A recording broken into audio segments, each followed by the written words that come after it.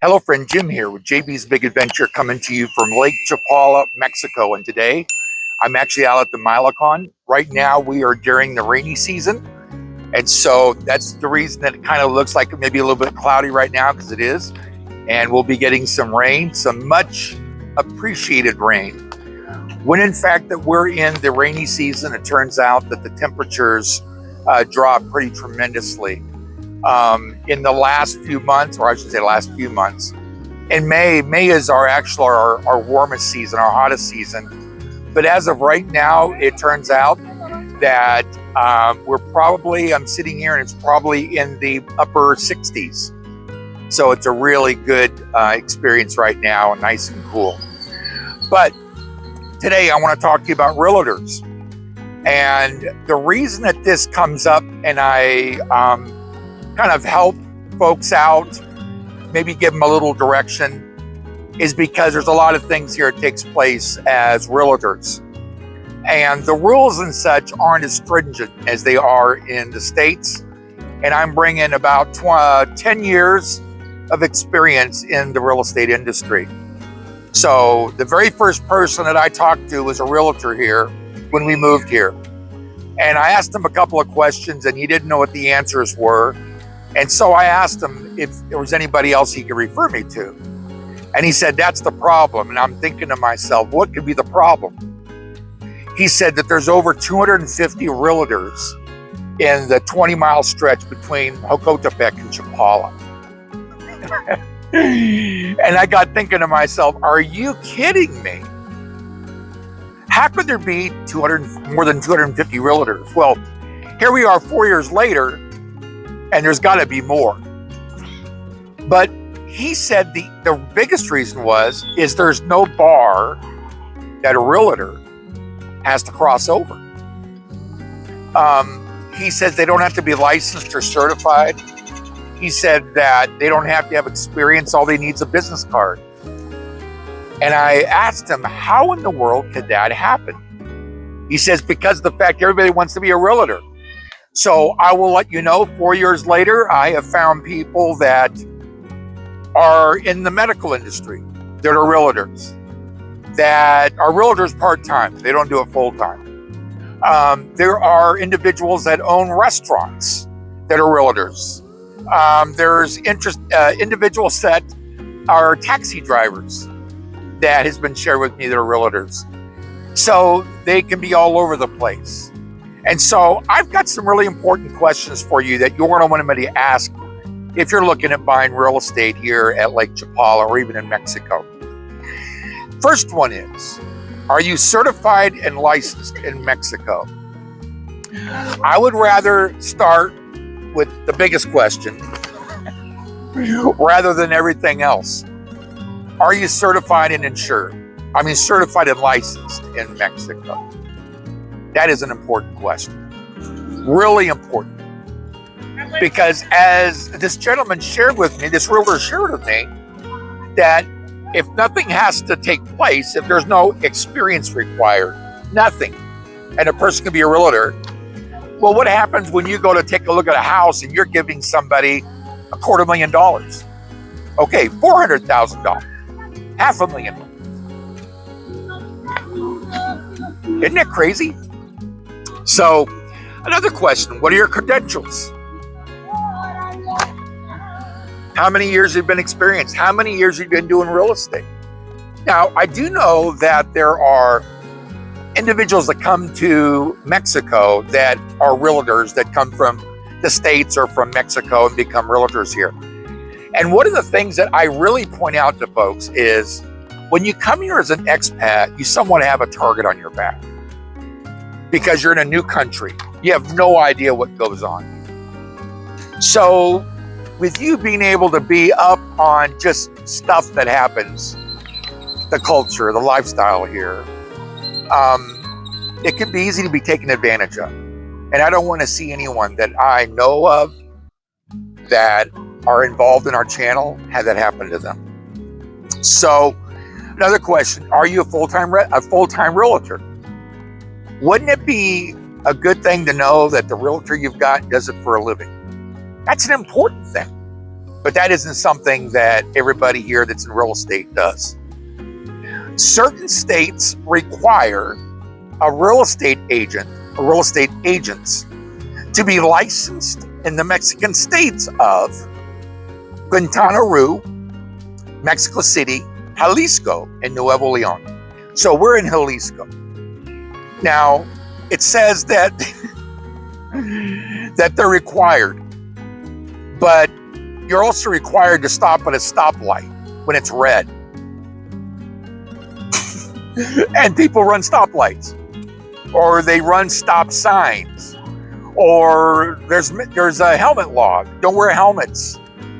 So here's the challenge. When is it really enforced?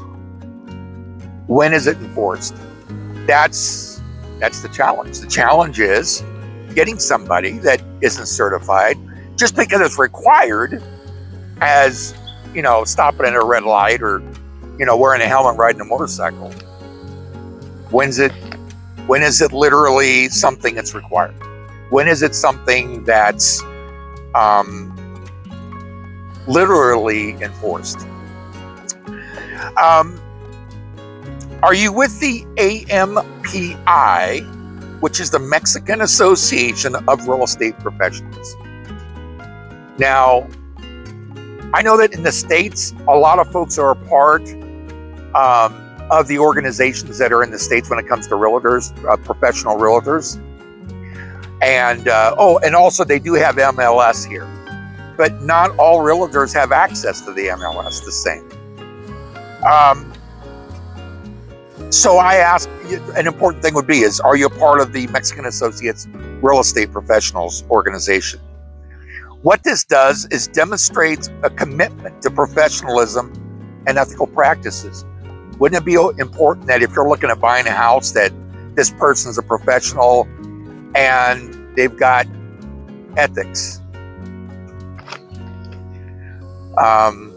That's one of the reasons why I actually left the real estate industry. In the 90s, it was pretty easy to get a loan. And people were buying houses. And as time started to get closer and closer to the year 2000, well, I know for a fact, because I was in real estate until the end of 2000. The reason I left was because of the fact that you didn't even have to prove income to be able to get a $500,000 home. There were certain loans that you were required to, but I also know agents that were falsifying W-2s. There's a lot of things going on. And so I decided that instead of to be a part of that, although it wasn't something I was doing, but to not be a part of it, I actually left the industry. And it was a good thing that I left. So having ethics is an important thing. And remember, we're in a different country. We're in Mexico. So the same laws and rules aren't here as they are in the States. There's a difference in them. So it's important to know that you've got a good realtor. So some questions. Are you state licensed? Is your brokerage affiliated? That's an important thing too. Which company are you with? And are they affiliated with the AMPI? How about continuing education? You're talking to the realtor. Are you taking extra courses? Here's another important. What is your availability? You'll find that people that are working a full-time job aren't going to be able to meet with you necessarily during the day. Or they'll have to meet with you later in the day. Can you explain the home buying process to me? That is a big deal. Can you explain what it is that we're going to be going through if we're using you as our realtor and the buying process? Here's another important. Why is the seller moving? One of the things about Mexico when it comes to building codes, it's like there might as well not be any.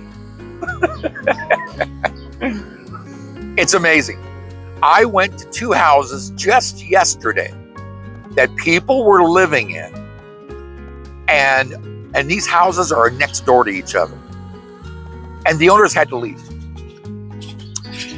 And when this was being shown to me, this is being shown to me by another homeowner. The patio, which was obviously, I'm sure, rebarred with cement, was actually jetting out, and there was no dirt underneath it. No dirt. There had been a whole bunch of dirt around this house been pulled up. In seeing inside the house, there was all kinds of places where they were literally patching with cement, and then they were going to be painting over all through the house. What does that say? The house is shifted. There's things taking place. It's not on solid ground. It's important to have a good realtor. Here's another question to ask. Will you be present during my home inspection? Why is that important? Because it's Mexico. There's a lot of things going to happen. Just like I'm mentioning about this house. I mean, there are people that have moved into brand new houses that have no fans, no window coverings, no air conditioning. The pipes, they moved in not thinking that they needed to look underneath the sinks, in the kitchen and also in the bathroom. And what ended up happening is they found out that the pipes, the plumbing, was simply pushed together. So you had a pipe like the P-trap, and you had a pipe that was actually inside it. Not even connected. Nothing around it. And it turned out there was a bunch of mold underneath the cabinets. Unbelievable. Okay, well, anyway, I'm just trying to make sure that you're well versed at, if you're looking at buying a house. If you have any other questions about that, feel free to reach out to me. You can reach out to me by email. I can make sure that we get you referred to a good realtor. Also, you probably ought to know that I probably talked to, I'm going to say, a good 40 plus realtors to find a good realtor. I'm someone that's been in the business.